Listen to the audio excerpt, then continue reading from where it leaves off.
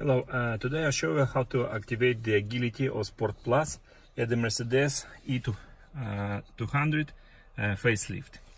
Currently, when I change the gearbox modes, there are only three: Econom, Sport, and the M manual.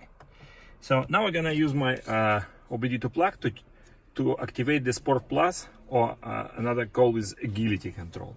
So I just turn ignition on, do not start motor, and then I plug this to the OBD diagnostic, and I see. Let's try to plug.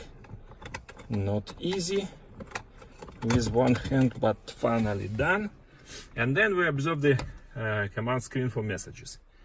This is audio 20, so you see it works success. Sport Plus on, and now I remove the plug. Okay, plug is here, I will keep it, and then we check what do we have, and we have A, called agility. So now it will have also the Sport Plus transmission mode, and it is much more faster, and many people likes it. So thanks for watching and good luck.